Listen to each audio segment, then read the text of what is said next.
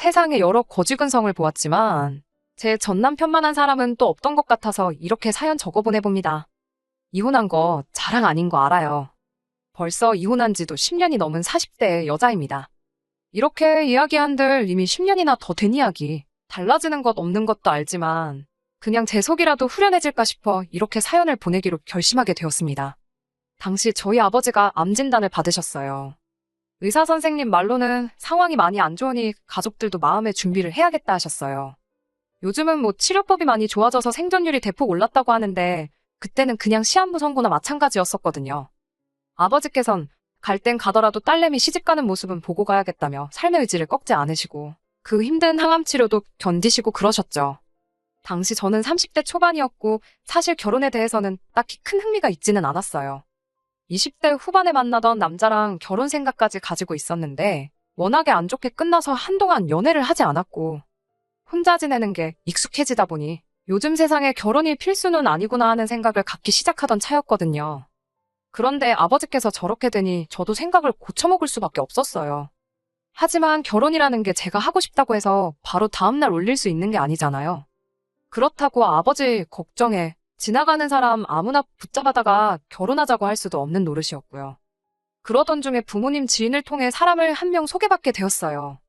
저도 잘 아는 분이시고 한데 워낙 남 칭찬에 인색하신 분이셨거든요. 그런데 사람이 너무 괜찮다고 난리를 치면서 칭찬을 하시길래 저도 살짝 흥미가 생겼고 그렇게 소개 자리에 나가게 되었습니다. 그때 만난 게 남편이었어요. 칭찬이 자자했던 것 치고는 첫 인상이 굉장히 비호감이었어요. 저도 결혼을 염두에 두고 나간 자리였고 남편도 지인분에게 결혼을 전제로 만나는 소개 자리라는 사실을 듣고 나와서 그런가 처음부터 자기 어필에 아주 열중이더라고요. 모아놓은 돈이 얼마나 있다고 자랑처럼 이야기하는데 실제로 남편이 모아놓았다던 돈의 액수만 두고 본다면 직장생활 연차수 치고는 상당히 많은 금액이었습니다.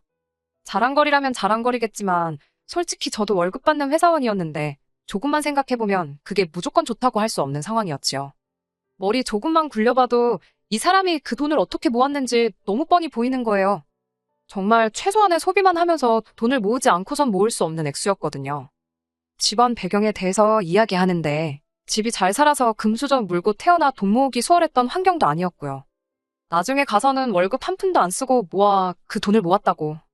중간에 로또가 된 것도 아니고 주식이 대박 난 것도 아니고 정말 순수하게 월급 안 쓰고 모아 만든 돈이라는 사실을 자랑처럼 이야기하더라고요. 검소한 생활 습관, 그 어떤 것과 비교가 되지 않을 만큼 좋은 장점이라고 생각하지만 모든 일에는 정도가 있는 법이라고 생각합니다.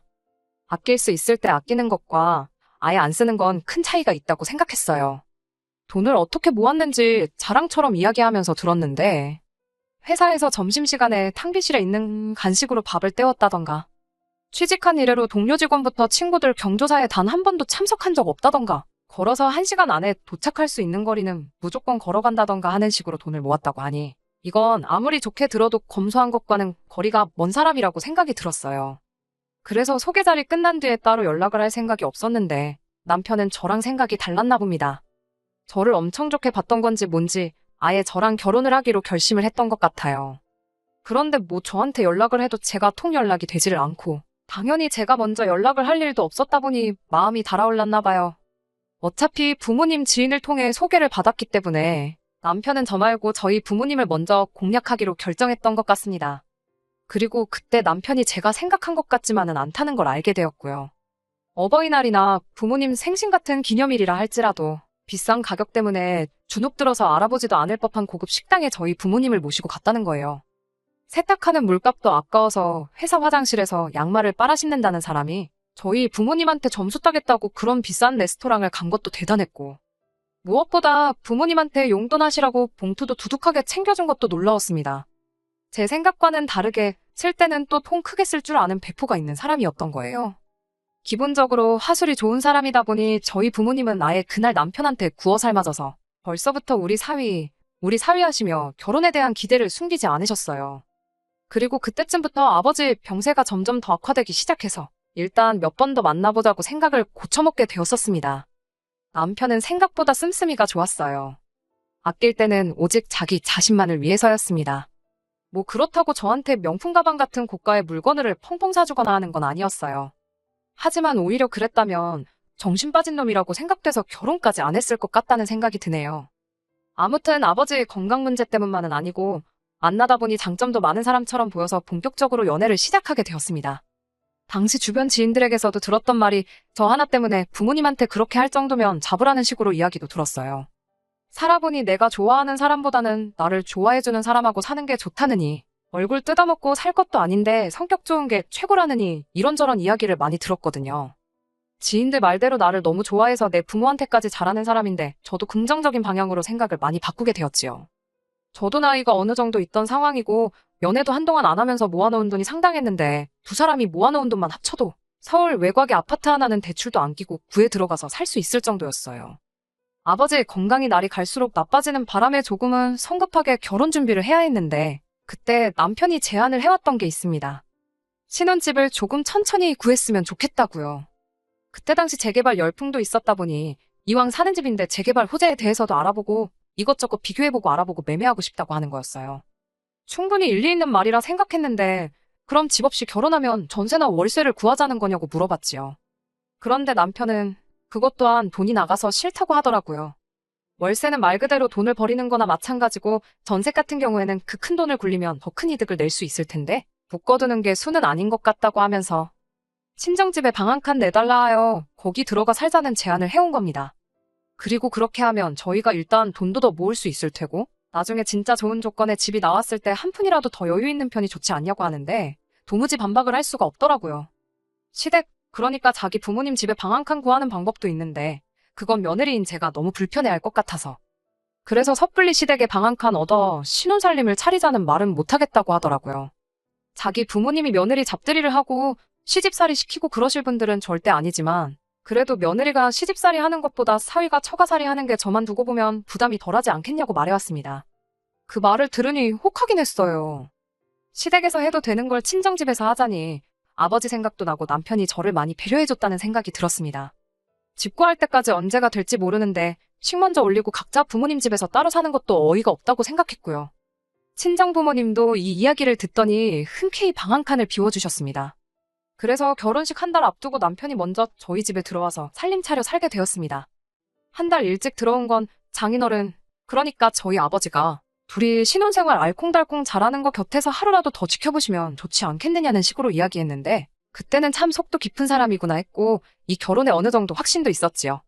그렇게 결혼식 올리기 한 달 전부터 결혼 생활을 시작했고 저희 아버지도 덕분에 건강이 점점 좋아지시는 듯 했습니다. 소원대로 딸내미 손잡고 신부 입장도 하셨고 그렇게 6개월을 더 함께 시간을 보내시고 돌아가셨네요. 마음의 준비를 이미 하고 있던 터였지만 준비가 돼 있어도 그렇게 아버지가 떠나가시니 마음이 허한 건 여전하더라고요. 집안 곳곳에 아버지 흔적도 보이고 저도 저지만 어머니가 워낙에 힘들어하셨어요. 그리고 진짜 사건은 아버지가 돌아가시고 얼마 지나지 않아서 일어나게 되었습니다. 장례식 끝나고 나서 며칠 지나지 않아서 저는 일상으로 돌아와 출근해 회사에 있던 상황이었어요. 그러다 어머니에게서 전화가 한 통 걸려오게 되었는데 어머니 목소리가 약간 다급한 게 무슨 일이 난 건가 싶더라고요.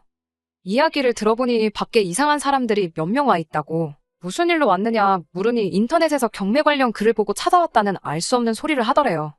모르는 일이라고 보내려고 했는데 그 사람들이 안 가고 버티고 있다고. 그런데 밖에 있는 게 한두 사람이 아니다 보니 겁이 난다고 하시더라고요. 그래서 뒤도 안 돌아보고 회사의 양해를 구해 집으로 달려갔습니다. 가는 도중에도 이게 무슨 일인가 하고 곰곰이 생각해봤는데 문득 남편이 연애하던 당시에 자기는 돈 모은다고 새 물건 사는 법이 없고 전부 다 인터넷 경매나 중고거래를 이용해서 필요한 걸 구입했다는 이야기를 들었던 게 기억이 났어요. 그래서 남편한테 전화를 걸어 혹시 이 상황에 대해 아는 바가 있느냐고 전화를 했죠. 남편이 잠깐 아무 말도 없더니 자기가 인터넷에 글을 잘못 올려서 그런다고 필요해서 부른 사람들이니까 집에 도착하거든. 그 사람들 보내지 말고 기다리고 있으라고 말을 하라는 겁니다. 자기도 회사에 반차라도 내서 곧장 집으로 오겠다고요. 일단은 어머니한테 도착하기 전에 그 사람들이 남편과 연관이 있다는 사실을 알게 되어 안심하고 계셔도 된다고 연락을 했어요. 그런데 아무리 생각해도 도통 이해가 가지 않는 게 있었으니 집에 남편 짐이라고는 합가하면서 가지고 들어온 옷가지들 몇 개밖에 없었거든요. 그렇다고 남편 옷이나 신발이 뭐 경매까지 할 정도로 가치 있는 고급 제품은 하나도 없었고요.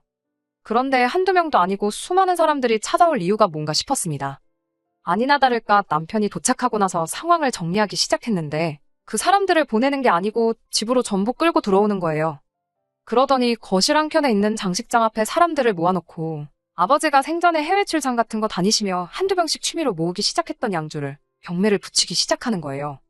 어머니께서 신혼 때 아버지께 술, 담배 두 개 다 동시에는 못한다고 둘 중에 하나는 포기하라고 했는데 아버지께서는 담배를 택하셨어요.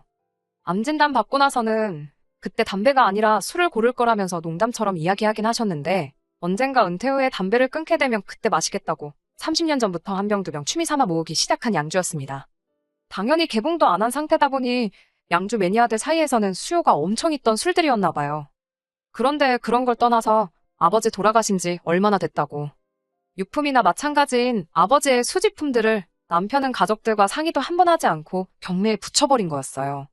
어머니는 이게 무슨 상황이냐며 기절하듯 혼절하셨고 저는 그 꼴을 보다가 경찰 부르기 전에 알아서들 꺼지라고 소리치며 전부 다 내쫓아버렸습니다. 남편은 울그락불그락 표정이 말이 아니더군요.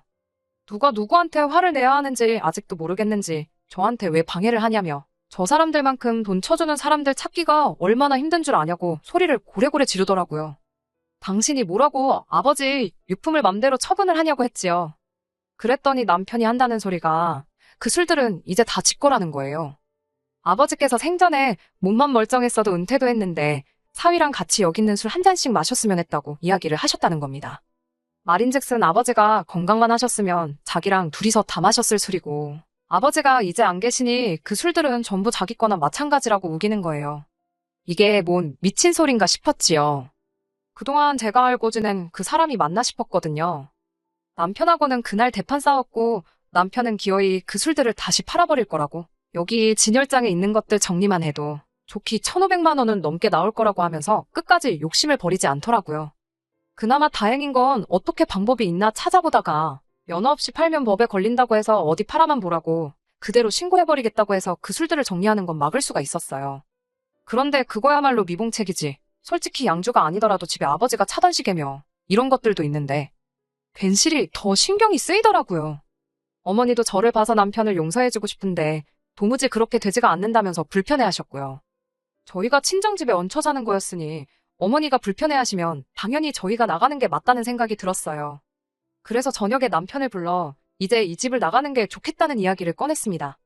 그런데 남편이 나가긴 어딜 나가냐고 하더군요. 나가는 건 우리가 아니고 장모님이 나가는 게 맞는 거 아니냐고 하는 거예요. 그게 무슨 미친 소리를 하고 있는 거냐고 여기가 엄마 집인데 왜 엄마가 나가야 되냐고 대번에 정색을 했더니 남편이 저보고 잘 생각 한번 해보랍니다. 1년 사이에 결혼식, 장례식이 있었으니 그걸로 들어온 돈만 해도 짭짤했을 거라고 그 돈으로 장모님 전세로 집 하나 구해서 나가 살라고 이야기를 하라네요. 저희 아버지가 노후 자금은 해놓은 게 있으니 그거 쓰시면서 살아도 충분하시다고요. 이제 혼자 지내시는데 굳이 아파트 생활 고집하실 이유가 뭐가 있냐고. 아무리 봐도 이 집을 우리한테 넘겨주고 친정어머니가 나가 사는 게 맞다고 하는 거예요. 여태 모아놓은 돈은 그대로 유지하면서 집까지 하나 생기는 거라고. 자기 말만 잘 듣고 따라오면 저를 부자 만들어주겠다고 하더군요. 소름이 쫙 돋았습니다. 아버지 양주 팔아치우는 건 애교에 불과했다고 해도 과언이 아니지요. 애초에 이 인간은 아버지가 암 때문에 딸 결혼을 서두른다는 소식을 듣고 그때부터 우리 부모님 집을 헤쳐먹으려고 작정을 했던 거라 생각해요. 평생 월급 한 푼도 안 쓰고 모았던 쪼잔탱이가 저희 부모님한테 두둑하게 봉투 챙겨주고 고급 식당 데려가고 저한테도 데이트 비용 아끼지 않았던 이유는 담 있는 구석이 있었기 때문이었던 거죠. 애초에 남편은 자기가 모아놓은 그 몇 푼 안 되는 그 액수에 눈이 멀어 평생 돈 한 푼 쓰지 못하는 삶을 살고 있던 어리석은 사람이었던 거죠. 자기가 결혼 전에도 돈 많이 모아놓았던 거 기억 안 나냐는 걸 자꾸 강조하면서 자기 말대로 하자고 저를 설득하려고 드는 겁니다. 부자 만들어준다는 소리가 뭔가 싶었어요. 부모네 쫓아내고 그 집을 차지해서 되는 부자. 별로 되고 싶지도 않았습니다. 그래서 남편한테 한마디 했어요. 그렇게 부자 되면 좋냐고. 네 부모였으면 그렇게 했겠냐고요. 말 맞다나 네가 남들보다 월급 좀 아끼고 잘 모아놨다 뿐이지. 네가 부자는 무슨 부자냐고. 너 진짜 부자 본 적 없냐? 맘만 먹으면 네가 모아놓은 돈 하루아침에 아니 눈 깜짝할 사이에 써버릴 수 있을 정도인 부자가 세상에 널리고 깔린 거 모르냐고 했어요. 너 같은 놈한테는 이혼 말고는 다른 방법이 보이지 않는다고 이혼하자고 했는데 남편이 이혼 안 해줄 거라고. 이혼해주길 바라면 위자료를 가지고 오라면서 그 상황에서도 돈 한 푼 더 뜯어낼 생각밖에 없더군요. 위자료야 남편 희망사항이었고 애초에 유책 배우자가 남편인 게 인정이 되기도 했고 소송전으로 들어가면 남편도 손해가 클 거라 생각했는지 별 어려움 없이 이혼을 할 수 있었습니다. 그리고 영영 소식도 모르게 살기로 하고 10년 세월이 지나 지금에 왔습니다. 그리고 얼마 전 부모님을 통해 저에게 남편을 소개시켜줬던 분에게서 남편 소식을 전해 듣게 되었어요. 남편과 이혼하게 되면서 어떻게 그런 사람을 소개를 시켜줄 수 있느냐며 한바탕 한 뒤였고 그 분과도 연락을 끊었던 상황이었기에 정말 의외의 연락이었습니다. 어머니와 같이 그 지인분을 만났는데 그 자리에 남편을 데리고 나왔더라고요. 10년 세월 얼마나 또 쫄쫄 굶어가며 월급을 모은 건지 얼굴에 욕심은 그대로였는데 피골이 아주 상접해 있더군요. 뻔뻔하게도 10년 만에 나타나서 한다는 소리가 저랑 재결합을 하고 싶다는 말을 꺼내는 거예요. 마음 같아서는 앞에 놓여있는 병으로 한 대 후려치고 싶은 거 참고 있는 거라고 그딴 헛소리 하려고 자리를 만든 거면 그냥 일어나겠다고 했지요. 그랬더니 남편이 저와 어머니 앞에 무릎까지 꿇으면서 자기 좀 살려달라는 겁니다. 돈 모으는 것 말고는 아무 관심도 없던 사람이 지난 10년간 어떻게 살았겠어요? 똑같이 월급 아껴가며 모으고 살았나 봅니다. 그렇게 원래 가지고 있던 돈에 10년간 모은 돈이 상당했었나 봐요. 주변에 알고 지낸 사람들 중 몇 명이 주식으로 대박이 났는데 원래는 자기보다 모은 돈도 없이 빌빌거리던 놈들이 갑자기 부자가 되니 배가 아팠다나 봐요. 그래서 남편도 처음으로 주식에 손을 대기 시작했는데 주식에 돈만 넣어서 너도 나도 부자가 되면 이 세상에 가난한 사람이 어디 있겠나요? 뭣도 모르고 들어간 주식이 작전주였고 그 작전주에 물려서 평생의 트로피나 다름없던 저축을 몽땅 날려버렸다고. 그 돈을 다시 만들겠다고 대출이며 사금융까지 받아다가 날려먹고 저와 이혼 후 지내던 전시부모님 집으로 담보대출까지 받았다 또 날려먹어서 지금 빚더미에 올라 아주 죽지 못해 살고 있다는 거예요. 재결합은 자기도 얼토당토하는 소리인 걸 알았는지 지금 자기가 비빌 곳이 저밖에 생각이 나질 않는다며 다른 건 몰라도 10년 전에 저희 부모님께 드렸던 그 용돈 그 액수만큼이라도 돌려달라는 겁니다. 돌려주기 싫으면 필려라도 달라고. 자기가 금방 주식으로 다시 대박을 내서 금이환영해서 저한테 다시 재결합하자 묻겠다고 하는데 이 인간이 평생 자랑거린 그 돈 몇 푼 잃고 아주 페인이 돼버렸구나 싶었어요. 대박을 내서 억만장자가 되든 말든 그건 내 알바 아니라고. 내 눈앞에 2번 다시 나타나지만 말아달라고 했는데 마지막 수단까지 거절을 당해버리니 남편이 눈에 뵈는 게 없었는지 너 때문에 이혼남이 돼서 재혼도 못하고 이렇게 살고 있는 거라고. 따지고 보면 지금 빈털터리가 된 게 다 내 탓이나 마찬가지니 제가 응당 책임을 져야 한다고 막무가내로 나오는 겁니다. 그 말이 끝나기 무섭게 어머니께서 앞에 놓인 물컵을 들어 남편한테 끼얹어버리더니 지갑에 가지고 있던 5만 원짜리 몇 장을 같이 던져버렸어요. 이 돈 받고 떨어지라고. 그리고 앞으로 내 앞에, 내 딸 앞에도 나타날 생각 말라고. 다음에 만나는 날에는 무슨 일이 일어날지 아무도 모른다고 한마디 하시니 개거품을 물고 발을 동동 구르던 남편이 아무 말도 못하고 고개만 숙이고 있대요. 지인분한테도 다음에 내가 당신을 만나면 그건 다른 게 아니고 당신 장례식장일 거라고. 10년 만에 나타나 나와 내 딸 앞에 무릎을 꿇고 빌어도 모자랄 판에 만나서 한다는 소리가 고작 이거냐 말하고 자리에서 일어났습니다. 10년이라는 세월 동안 다 잊었다고 생각했는데 그때 먹이지 못한 한 방을 이렇게 먹여버리니 그렇게 속이 후련할 수가 없더라고요. 인과응보라는 게 진짜 있는 것 같습니다. 그깟 푼돈 앞에 아버지와의 추억을 허락도 없이 팔아치우려 하고 나아가선 저희 어머니까지 내쫓아버리고 그 돈으로 호의호식 하려고 했던 못된 신부가 쌓이고 쌓여 이렇게 남편에게 돌아왔구나 싶더라고요. 이혼녀 딱지 붙어서 새 출발 못한 건 저도 마찬가지입니다. 하지만 그걸 저는 누구의 탓이라 하고 싶지는 않네요. 애초에 생각해보면 결혼 욕심도 크게 없었고 혼자서도 이렇게 잘 지내는데 딱히 새로운 사람을 만나 괜히 스트레스 받으며 살 필요도 없을 것 같아요. 앞으로 제 생각이 어떻게 달라질지는 모르겠지만 그때까지는 지금처럼 어머니와 함께 인생 즐기며 살 생각입니다. 끝까지 들어주셔서 감사합니다. 오늘의 사연은 여기까지입니다. 구독과 좋아요, 알람 설정 부탁드리고 더 좋은 사연으로 다시 찾아뵙겠습니다. 감사합니다.